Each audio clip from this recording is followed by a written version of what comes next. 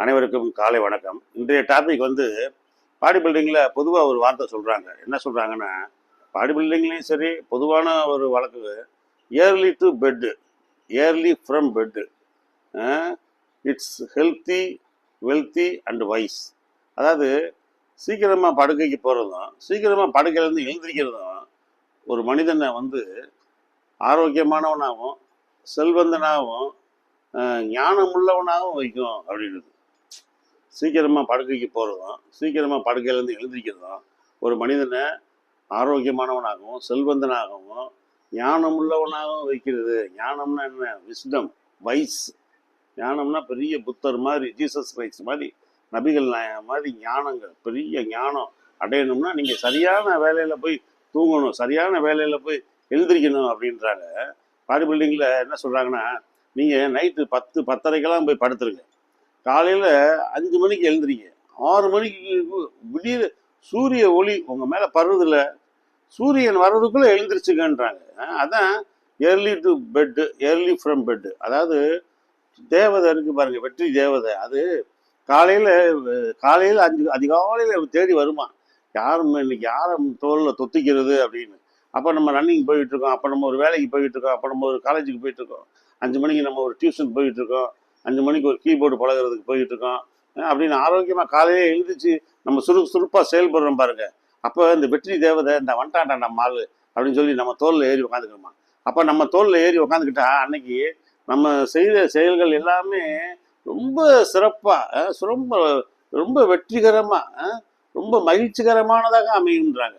அதே நேரத்தில் ஒருத்தர் விடிய விடிய தூங்கிக்கிட்டு இருக்கான், சூரிய ஒளி வந்துருச்சு, நைட்டு காலையில் 9 மணி ஆயிடுச்சு அப்படின்னு தூங்கிக்கிட்டு இருக்கான்னு வைங்க, தோல்வி தேவதை இருக்கு பாருங்க, மூதேவி, அது சீதேவி, மூதேவி வந்துக்கிட்டு இருக்குமா.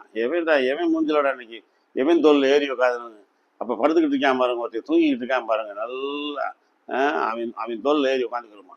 அவன் தோல்ல ஏறி உட்காந்துக்கும் போது அவனுக்கு வந்து எதுவுமே வாய்க்காது, அவனுக்கு எதுவுமே நிலைக்காது. நல்லா ஒருத்தர் தூக்கத்தை விரும்புகிறான்னு வைங்க, அவனுக்கு எதுவுமே உருப்படாதுங்க. விடிய விடிய தூங்குறான்னு அவன் என்னத்தை செய்ய முடியும்? ஒன்றுமே செய்ய முடியாது. வெற்றி பெற்ற மனிதர்களெல்லாம் அன்றைக்கெல்லாம் பாருங்கள், புரட்சி தலைவர் எம்ஜிஆர்லாம் எந்த ஷூட்டிங் போனாலும், எந்த மாநாடுக்கு போனாலும், எந்த மீட்டிங் முடித்தாலும் காலையில் 5 மணிக்கு எழுந்திரிச்சிடுவார். காலையில் 5 மணிக்கு எழுந்திரிச்சு உடற்பயிற்சி. காலையில் எழுந்திரிச்சோடனே கம்பு சுற்றுறது, சிலம்பு சுற்றுறது, சுருள் சுற்றுறது, புஷ்அப்ஸு, தண்டாலு எல்லாமே பயிற்சி. 1 மணி நேரம் 1.5 மணி நேரம் வேர்த்து அப்படியே உடம்புல உள்ள நீரை பூரா வெளியே எடுத்துறது. டாக்டர் கலைஞர் எப்படின்னா, அவர் வந்து காலையில் 5 மணிக்கெலாம் அவர் வந்து அண்ணா அறிவாலயத்தில் இருப்பாராம். காலையில் வாக்கிங் போயிடுவாராங்க. போயிட்டு 1 மணி நேரம் வாக்கிங் போயிட்டு 5-6 மணிக்கு மேலே வந்துட்டு அதுக்கப்புறம் வந்து நல்ல மெடிடேஷன், யோகா இருக்கிறது. அவர் வயசுக்கு வந்து அதிகமாக உடற்பயிற்சி எம்ஜிஆர் மாதிரி புரட்சி தலைவர் மாதிரி செய்ய முடியாது. அவர் மெடிடேஷன் பண்ணுறாரு. மெடிடேஷன் பண்ணி உடம்பை நல்லா கட்டுக்கோப்பாக வச்சுக்கிறாரு. அதனால தான் அவர் மூளையெல்லாம் திரகாத்திரமாக இருந்துச்சு. அந்த அந்த நம்ம தூக்கத்து அந்த வயது ஆக ஆக என்ன ஆகுதுன்னா, மூளைகள் வந்து மூளைகளுடைய எண்ண ஓட்டங்கள், செயல் ஓட்டங்கள் குறையுது. அப்போ திங்கிங் கெப்பாசிட்டி குறையுது. அதான் வந்து அல்சைமர்ஸ், ஞாபக மறதி நோய் அப்படின்றாங்க. நீங்கள் நல்ல சரியான வேலையில் நீங்கள் உடற்பயிற்சி செஞ்சு நல்லா உணவை சாப்பிட்டு நல்லா ஓய்வு எடுத்து ரெஸ்ட் எடுத்தீங்கன்னு வைங்க, அதுதான் சரியானதாக இருக்கும். உங்களுடைய மனசை உடம்பை நல்லா கட்டுப்படுத்தும். உதாரணமாக 3 மணிலேருந்து 5 மணி வரைக்கும் நம்ம நல்லா தூங்கும்போது நம்ம உடம்புல என்ன ஆகுதுன்னா, நம்ம உடம்புல உள்ள ரத்த ஓட்டங்கள் வந்து நம்ம இதயத்துலேருந்து உடம்பு ஃபுல்லாக ஓடுது. நம்ம மூளை நல்லா செயல்படுது, மூளை நல்லா ஓய்வு எடுக்குது, இதயமும் நுரையீரலும் நல்லா ஓய்வு எடுக்குது, கிட்னி லிவரும் அப்போ தான் அதை சாஃப்டாக இருக்குது. அது எந்த வேலையும் செய்யாமல் அமைதி, அப்பா நம்மளுக்கு கொஞ்சம் நேரம் ஓய்வு கொடுத்தாண்டா அப்படின்னு சொல்லிட்டு நல்லா ஓய்வு எடுக்குது. அந்த ஓய்வு கொடுக்குற நேரம் சில பேர் 4 மணிக்கு எழுந்திரிச்செல்லாம் நான் பார்த்துருக்கேன். அமிர்த யோகம்னு சொல்லிட்டு அந்த நேரத்தில் வாக்கிங் போகிறது, அந்த நேரத்தில் யோகாலாம் செஞ்சுக்கிட்டு இருக்காங்க. அதெல்லாம் தயவுசெய்து தேவையில்லை, ரொம்ப எக்ஸ்ட்ரீமாக போக வேண்டாம். ஏன்னா 4 மணிக்கெல்லாம் எழுந்திரிச்சோம்னு வைங்க, அப்புறம் 8 மணி 9 மணிக்கு மனிதர்களை பார்த்துட்டு பேசும்போது கொட்டாவியாக விட்டுக்கிட்டு இருக்குது, தூக்க சலகமாக இருக்குது, எப்போ பார்த்தாலும் தூக்க கலக்கமாக இருக்குது. என்ன காலையில் நான் ஏர்லியராகவே எழுந்திரிச்சிட்டேன், தேவையே இல்லை. நீங்கள் 5 மணிக்கு மேலே எழுதுறீங்க, நல்லா உங்களுக்கு தூக்கம் தேவையாக இருக்கா, நல்லா வேலை பார்க்குறீங்க, ஃபேக்ட்ரியில் வேலை பார்க்குறீங்க, விடாமல் கடின வேலை பார்க்குறீங்க, 6 மணிக்கு எழுந்துறீங்க. 6 மணிக்கு எழுந்திரிச்சு அதுக்கப்புறம் வாக்கிங் போங்க, ஜாக்கிங் போங்க, ரன்னிங் போங்க, ஸ்விம்மிங் போங்க, நல்ல ஜிம்முக்கு போங்க, எக்ஸசைஸ் செய்யுங்க.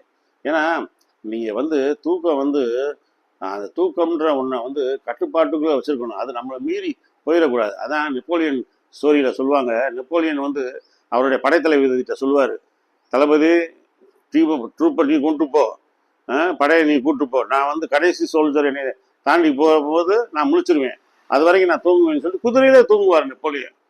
குதிரையிலே நெப்போலியன் தூங்குவார். அவர் தளபதி என்ன பண்ணுவார், சரி நெப்போலியன் தூங்கிட்டாருன்னா மன்னரை யார் எழுப்ப போறா அப்படின்ற பயத்தில் அடுத்த தளபதிகிட்ட நீ கூட்டிட்டு போன்னு சொல்லிட்டு இவர் பக்கத்துலேயே நிற்கிறாரு. கடைசி சோல்ஜர் தாண்டி போன உடனே நெப்போலியன் முழிக்கிறாரு. முழிச்சு பார்க்குறாரு, தளபதி பக்கத்தில். ஏன் நிற்கிறீங்க, உங்களை தான் நான் முன்னாடி கூட்டிகிட்டு போக சொன்னேனே.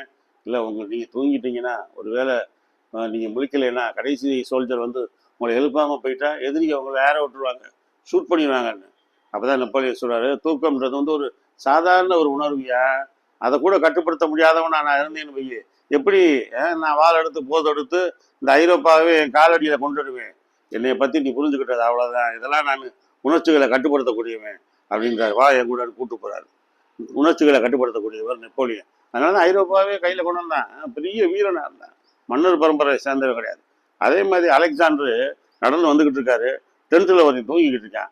எழுந்திரி அப்படின்றாரு. என்ன போர் பயிற்சியெல்லாம் செய்யலையா, அங்கே கத்தி சுற்றுறாங்க, கம்பு சுற்றுறாங்க, மற்போர்லாம் செஞ்சுக்கிட்டு இருக்காங்க, நீ செய்யலையா, இல்லை டயர்டாக இருந்துச்சு தூங்கிக்கிட்டு இருக்கேன், ஏன் தூங்குற, பகலில் தூங்குற, தூங்கக்கூடாது, உன் பேர் என்னன்றார் அலெக்சாண்டர்.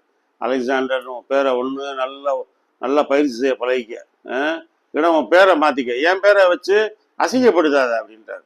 பாருங்க, பெரிய தூக்கம்ன்றது ஒரு சாதாரண விஷயம் கிடையாது. நீங்கள் வந்து நிறைய பேரை பார்ப்போம், எந்த இடத்துலையும் அவங்க பாட்டு தூங்கிக்கிட்டு இருப்பாங்க, அப்படிலாம் தூங்க முடியாது. மகாத்மா காந்தியெல்லாம் வேலை செஞ்சுக்கிட்டே இருப்பார். எப்போ அவர் டயர்ட் ஆகுறாரோ புத்தகத்தை மூடி வச்சுட்டு அந்த வேலையை நிறுத்திட்டு அப்படியே அந்த இடத்துலயே தூங்கிடுவார். அதே மாதிரி தாமஸ் ஆல்வா எடிசன், பெரிய பெரிய விஞ்ஞானிகள்லாம் நீங்கள் பாருங்களேன். தாமஸ் ஆல்வா எடிசன்லாம் ரோட்லேயே ஸ்டோன் பெஞ்சிலேயே தூங்கிடுவாராம். அவர் வேலை பார்த்துக்கிட்டு இருக்கும்போது அப்படியே ஸ்டோன் பெஞ்சிலே தூங்கிடுவார். எடிசன் தூங்கிட்டாரியா, அப்புறமேட்டு நம்ம வேலையை பார்த்துட்டு போயிட்டு இருப்போம்ட்டு அவங்க வேலையை முடிச்சுட்டு போயிடுவாங்களாம்.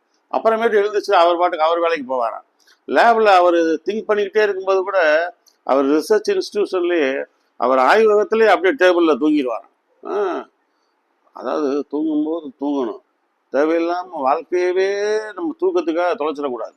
புத்தர்கிட்ட கேட்குறாரு அவங்க தம்பி, புத்த பெருமானே கோச்சுக்காதீங்க, நைட்டு ஒரு சில நேரம் நாங்கள் வந்து தண்ணி தாகமாக இருக்கோம், ஒரு சில நேரம் யூரின் இருக்க வேண்டியது வரும், அப்போ எழுந்திரிச்சு பார்க்குறோம், நாங்கள் எல்லாம் ஒரு இடத்துல தலையை வச்சு படுத்துருக்குறோம், ஒரு இடத்துல கால் நீட்டி இருக்கிறோம், மாறிலாம் படுத்துருக்கோம் கொஞ்சம், ஆனால் நீங்கள் ஒரே மாதிரி படுத்துருக்கீங்களே அப்படின்றாங்க.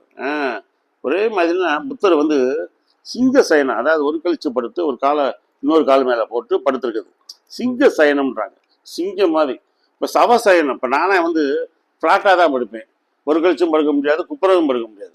சில பேர் குப்புற படுத்தா தான் தூக்கம் வரும், எனக்கெல்லாம் மல்லாக்கா படுத்தா தான் தூக்கம் வரும். ஆனால் அந்த மல்லாக்கா படுத்தா சவசயனம்ன்றாங்க, டெட் பாடி மாதிரி. புத்தர் சொல்கிறாரு, நான் வந்து நைட்டு நான் வந்து ஏன் எப்படி நீங்கள் அப்படி படுத்துருக்கீங்கன்னா, புத்தர் சொல்கிறாரு, நான் தூக்கத்திலும் விழித்திருக்கிறேன், நான் தூக்கத்திலும் தியானத்தில் இருக்கிறேன்றார். தூங்கும்போதும் ஏதாவது டிஸ்டர்பன்ஸ் ஆயிரும், மனசை கலைச்சிரும்னு தூக்கத்தையும் கட்டுப்படுத்தி வச்சிருக்காரு. அதனால தான் தன்னை வென்றவன் தரணியை வென்றவன், தன்னை வென்றவன் தான் அந்த உலகத்தை வெல்ல முடியும். நீங்கள் வந்து சாதாரண புத்தர்லாம் வந்து இப்போ இன்னைக்கு அந்த காலத்தில் இருந்தார், எப்போ மன்னர்கள் காலத்தில் இருந்தார். எவ்வளோ மன்னர்கள் அதுக்கப்புறம் வாழ்ந்தாங்க, எவ்வளோ மன்னர்கள் இந்தியாவில் வாழ்ந்தாங்க. ஒரு மன்னராக நம்ம தெரியுதா, நம்மளுக்கு எந்த மன்னரும் தெரியல. புத்தர் ஒரு சாதாரண ஒரு துறவியை நம்ம இன்னும் நினச்சிக்கிட்டு இருக்கோம். இன்னும் புத்த மதத்தை வந்து Singapore, Malaysia, China, Tibet, Korea, Hong Kong எல்லா ஊர்களையும் கும்பிட்டுக்கிட்டு இருக்காங்க, புத்தரை கும்பிட்றாங்க. காரணம் என்ன? தன்னை வென்றவன் தரணியை வென்றவன், தன்னை வென்றவன் இந்த உலகத்தை வென்றவன். அதனால நம்ம வந்து எப்போ பார்த்தாலும் ஒரு தூக்கத்துக்கு அடிமையானவன் ஆயிடக்கூடாது. அதே நேரத்தில் எப்போ பார்த்தாலும் ராத்திரியெல்லாம் வந்து செல்ஃபோனை பார்த்துக்கிட்டே இருக்க முடியாது. 10 மணிக்கு ஆரம்பித்து 12, 1 மணி வரைக்கும் செல்ஃபோன் அது சார்ஜ் முடிகிற வரைக்கும் பார்த்துக்கிட்டு இருக்க முடியாது. அதுக்காக நம்ம வந்து அடிக்ட் ஆகிடக்கூடாது. நல்ல பொழுதையெல்லாம் தூங்கி கெடுத்தவர்கள் நாட்டை கெடுத்ததுடன் தானும் கெட்டார். நல்ல பொழுதையெல்லாம் தூங்கி கெடுத்தவன் நாட்டையும் கெடுத்தேன், தானும் கெட்டு போனேன். அது மாதிரி நீங்கள் வந்து எப்பயும் விழிப்பாக இருக்கணும். பசித்திரு, விழித்திரு, தனித்திருன்றார் சுவாமி விவேகானந்தர். எப்பயுமே அலர்ட்டாக இருக்கணும். தூங்குற நேரத்தில் தூங்கணும். தூங்குற நேரத்தில் தூங்கி எழுந்திரிக்கிற வேண்டிய நேரத்தில் அதிகாலையில் நீங்கள் 5 மணி 6 மணிக்கெல்லாம் எழுந்திரிச்சிங்கன்னா வெற்றி தேவதை. அப்புறம் என்ன, உங்கள் தோல்லே தான் ஏறி வரும். என்ன சாமி எழுந்திரிச்சலாம்ல. கரெக்டாக எழுந்துச்சு காலையில் ஜிம்முக்கு போயிடணும், கிரவுண்டுக்கு போகணும், டியூஷன் போகணும், இல்லை கீபோர்டு ஏதாவது ஒன்று செய்யணும், வெற்றிகரமான ஒன்று செய்யணும். செய்வோமா? நன்றி, வணக்கம்.